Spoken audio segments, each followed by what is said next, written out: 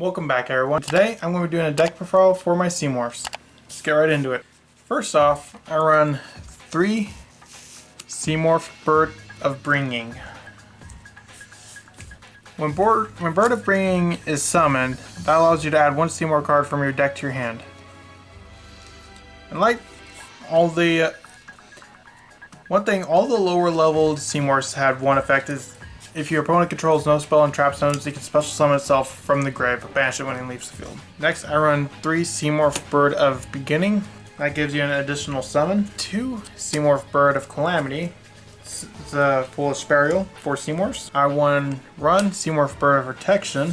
I run 1 Dark Simorgh and 2 Simorghs of Darkness, as well as 2 Simorgh Lord of the Storm.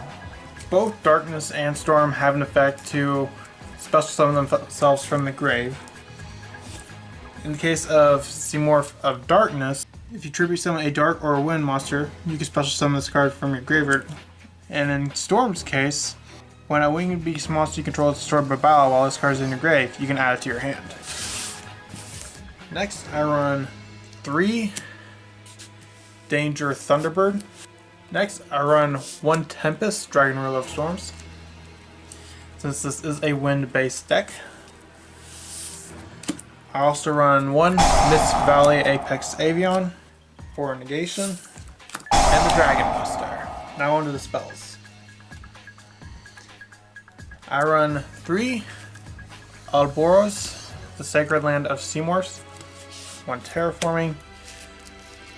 Ouroboros allows you to reveal 1 Winged Beast and you contribute it for 1 less tribute summon, and if you control a Wind Winged Beast monster, you can immediately after this effect resolves, normal summon 1 Winged Beast monster.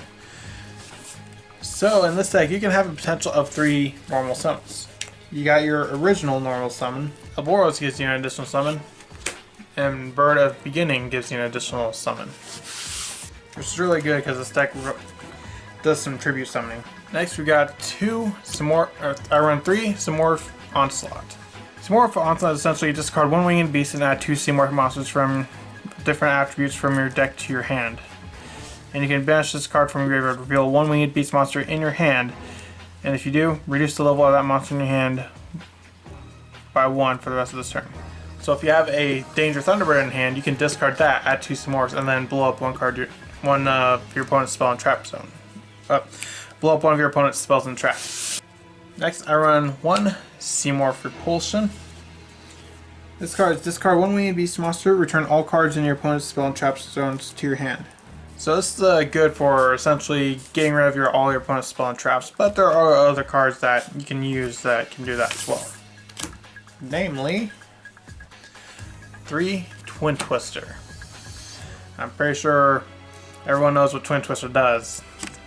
Considering in this deck you want your opponent to control no spells and traps, definitely want to main deck 3 of these. And a little bit of a side deck note, other stuff I'd probably side deck like 3 Cosmic Cyclone or Heavy Storm Duster or MST, because this deck functions a lot better when your opponent doesn't control any back row. And if you're going against the back row deck, you're definitely going to need to see a lot of back row removal. Now onto the traps. Since Simorghs are a Winged Beast deck, I run 3 Harpy's Featherstorm. This is a very good trap. If you control a Winged Beast, until the end phase of this turn, negate any monster effects your opponent activates. So that's really good, and not to mention, it is searchable off of Trap Trick. Much like Infinite Impermanence, which I run 3 of as well. And of course I also run the 3 Trap Trick.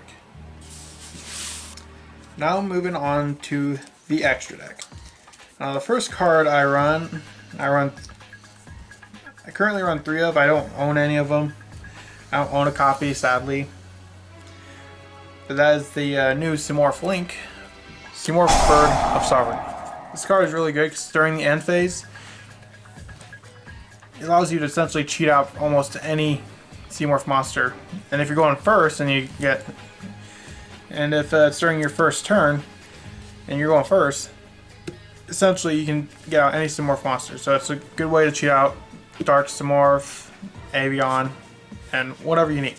Now next I run pretty much just a bunch of links.